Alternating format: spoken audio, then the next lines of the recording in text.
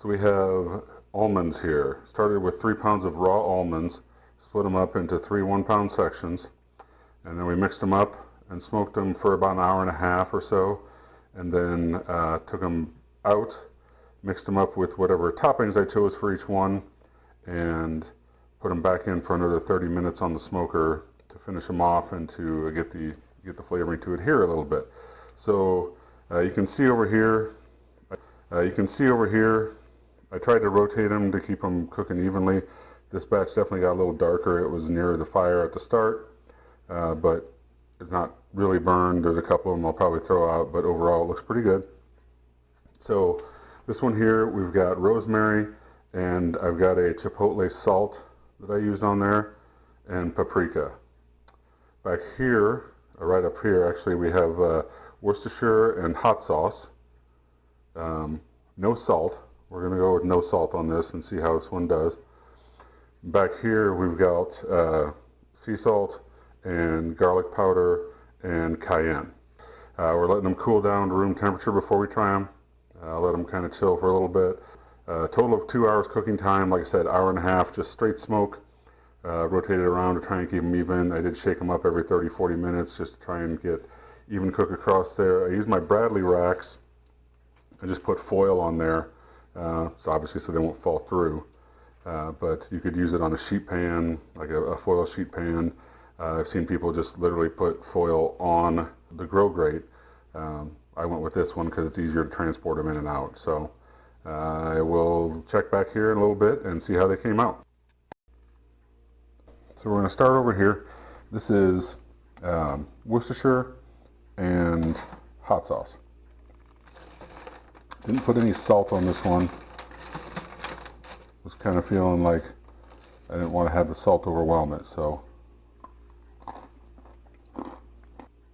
the cook time was right. It's a good crunch. Could use a little bit more flavor. There's a little bit there at the back end of that with the hot sauce. Maybe a little bit. I don't think it needs any salt. Not a big salt person. I try to minimize it. I would say maybe a little bit more Worcestershire. Maybe a spice on there an herb to bring it out a little bit, but I like it. It's good. This one back here, it's got salt, garlic powder, and cayenne. Again, I love the crunch. It's done just the way I would like it. A little bit of curry there at the end with the cayenne. Maybe a little more garlic powder on that, but I wouldn't do much to it. And it's pretty tasty like it is. This one, last one here, it is a habanero salt on there instead of just regular salt. Some paprika and some rosemary. Okay, I could just stand here and eat this whole thing. The rosemary tastes very nice. Rosemary and smoke do well together. The paprika is good.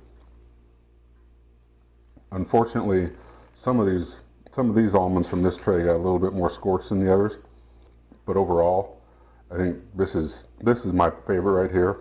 I would definitely do this one again. But overall, I mean, all three of them are delicious. Happy with all of them. So, should I smoke that?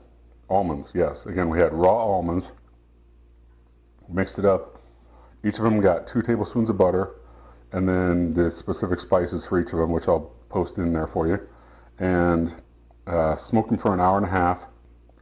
And then after that hour and a half, I took them and put the seasonings on each one, and then finished them for another half hour. So right at 2 hours of smoke, 225, 250, in that range. Really good. Should I smoke that? Yes, absolutely, you should smoke that. These to me are better than anything else you're going to buy at the store. They're not overpoweringly salty like the ones from the store are. I think they're delicious, and you can play with so many different flavors and get it exactly the way you want it. I've done them before with like mustard on there as well.